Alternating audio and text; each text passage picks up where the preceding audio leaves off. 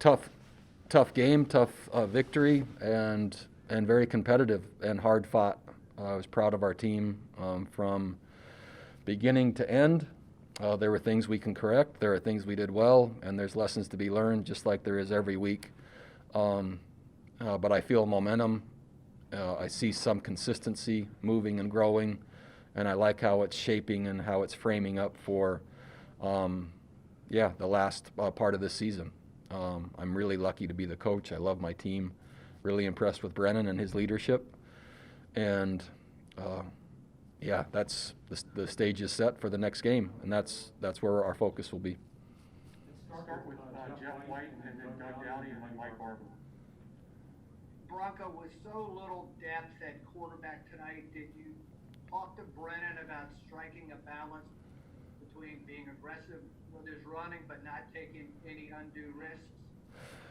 Yeah, we actually we intentionally chose not to run the quarterback tonight. Any of the runs very few were designed runs. They were scrambles, right? Because they dropped 8 and they played soft coverage for a while in the game, especially the first half. And so any of the runs, I shouldn't say that, the majority of the runs were scramble runs, and the majority of the yards were scramble yards.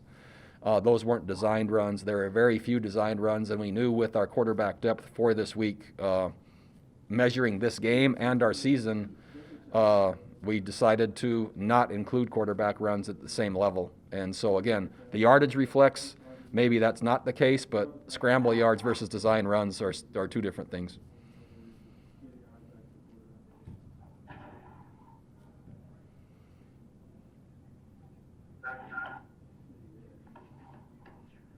Yes, could you talk about the significance of this game as you looked at it before the season?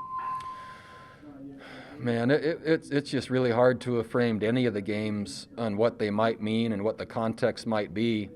But as this season unfolded and is unfolding after our UNC win last week, this became just short of essential for this team to have the season, but also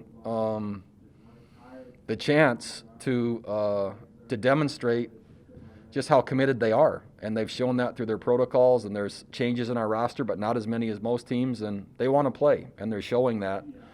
And I think they demonstrated that again tonight, and we're modifying and we're changing as much as possible, but so is Louisville, right? They had the same challenges with guys being out.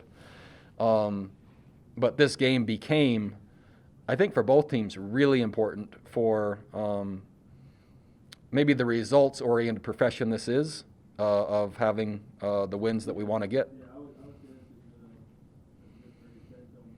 Bronco, your defense turned in a number of big plays that in some ways saved the game. I'm thinking about Noah's interception, the other takeaways, the fourth down stuff. How good was it to see that this defense was able to not just do the basics, but was able to make the big plays? Yeah, it was. I really think that was the difference in the game. The 3 turnovers and the 2 fourth down stops, I thought, were the difference. And it's always hard to say it was the difference, right? There's counter arguments to it. I know there is. But I think that changed the game, and I think that ultimately was the difference between both teams. And we struggled all night tackling their quarterback, keeping him contained. Designed runs worked for them against us. Quarterback scramble worked against us, and he was really did an amazing job.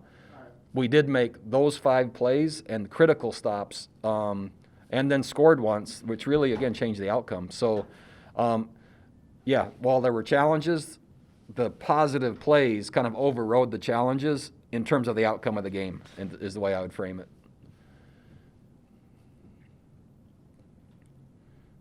Let's go with Jerry Radcliffe, Bennett Conlon, and Steve DeShazer. Bronco, could you talk about the sequence where you guys stripped Cunningham of the ball and subsequently scored, and how big that 3rd and 9 call to Billy was for the 30-yard game? Yeah, it went from just coaches furious on the headset because we weren't tackling him very well to elation all within like a split second. And hustle plays matter. And we're continuing to drive home to our team that how hard they try usually leads at some point, at some time, to positive plays that'll help our team. And then Billy Kemp on that drive, and it didn't surprise me at all. I thought he was the difference. And it wasn't just the plays he got. He himself was the difference in terms of what he did with the ball when he had it. But he's done that all year. So I'm really glad Robert and I put the ball in his hands, and it made the difference. So that sequence was a critical sequence. Coach, LaVelle Davis made a few big plays today. How valuable is he just getting him back and sort of what he's doing on?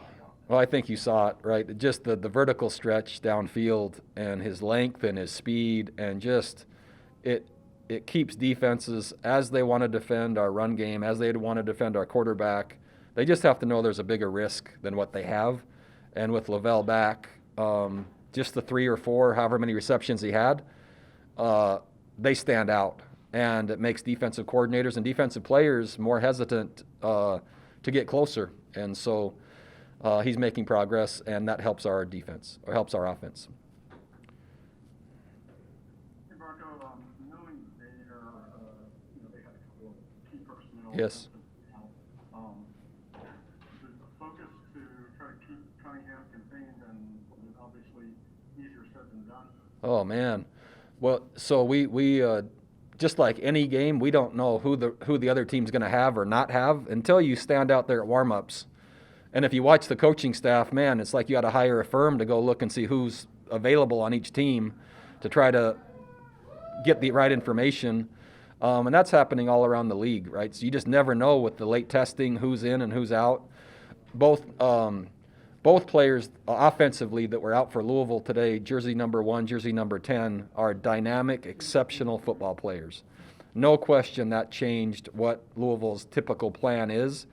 And basically those touches and those yards had to go somewhere, and the quarterback did a really nice job of handling that, not only with design quarterback runs, but even when we were bringing extra players to do nothing other than keep him in the pocket and then tackle him, we struggled doing that. And so he deserves a lot of credit. I thought he was a dominant football player tonight, very competitive, and really was I was impressed by him really from beginning to end. Danielle Stein, Mike Barbers, and Jerry Radcliffe. Hey Bronco, we got our first looks at Ronnie Walker out there. He only had a few touches, but he seemed to be productive. What were your takeaways from his performance? Yeah, just transitional, getting a chance to contribute and be reacclimated to college football. So he's been practicing but hasn't been playing in the games, and so the practice repetitions he got we were impressed, and he's becoming game ready.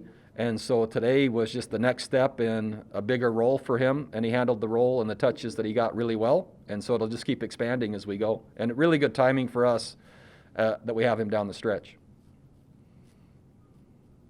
Bronco, I asked you about some of those big defensive plays. A year ago, you guys kind of prided yourself on that havoc identity. Do you feel like you're getting that back as we go down the stretch? It's just a little bit different identity with this team. And so some of that manifests tonight. I think we sacked him probably 4 times, but it appeared like the number that we didn't sack him kind of stands out more than the ones we did, right? So I think there's a balance of that this defense has, but the identity is different than last year's, and that's normal, even though some of the principles are the same. And I think the bottom line is, right, that I'm still learning, growing, and developing protocols and the very best way to play football in a pandemic, and trying to get the exact right practice models, execution models, and everything possible to help a team flourish under a pretty tight time frame and keep them all healthy. And so, and then now that we've seen the number of games we have, right, it's just becoming clearer with each game.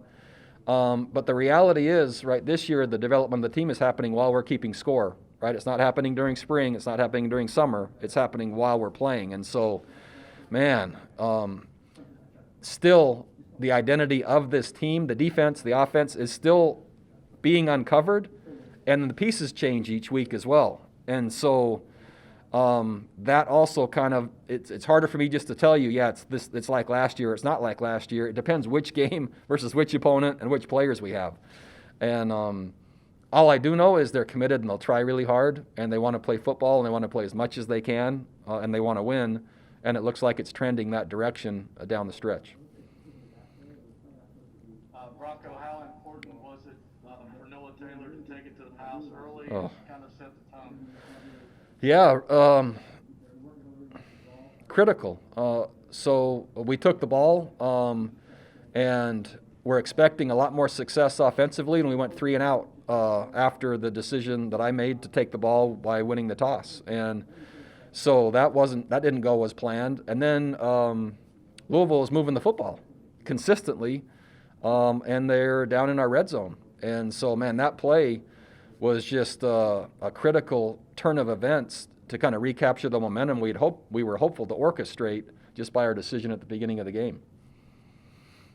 We'll go with Jeff White, Ben Conlon, and Steve DeShazo for our final 3 questions. Bronco, Noah showed good speed on that return, obviously. Have you seen him getting slowly and progressively healthier from the injury he had early in the season? So he's been limited in practice really the last about 4 weeks with limited days to work. It was exposed really early on about the second play in the Miami game. If you saw him in coverage on the slot, we just, in practice you try to get a gauge just maybe on a Thursday of how healthy someone might be, but until you see him full speed, it's hard to gauge that. So we just changed our practice model for not only Charles, but for also Noah, and just trying to lighten the volume so we can get them healthier, faster, and fresher. And so I think you saw some of that tonight, right? And I don't know what percentage in terms of 100 that he is, but we're making progress. But your team held the ball for the majority of the game, despite Louisville sort of having it for a lot in the first quarter. How valuable is that metric, time of possession, and what does it mean, especially to win over the final 3 quarters? It's how I prefer to play football. It's part of our core. It's by design, and it's, I think, effective. And that doesn't mean in place of points. It means we want that and scoring. Today, the defense just gave us more opportunities to capitalize and get the points we needed with the time of possession, and that's my ideal. If we can do both of those, the chance to win the game is usually really high, and that's the kind of football I prefer. Robert, final question. Reference to the draft play and the hustle there.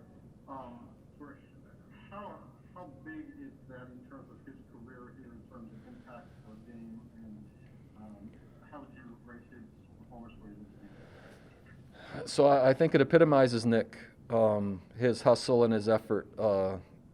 And I think his jersey selection and the numbers pretty much show a very clear trajectory from 69 to 20 to number 1. And in our developmental system in the weight room, his metrics, and he's earned my respect. And I'll remember him no matter how long I coach, just of someone that is relentless in terms of how hard they try. And I love to see those kind of plays happen, because the whole team and everyone that watches our program can link those things together, right? Which is good for everyone's growth and development, to see that effort is rewarded. And he's a good example of that.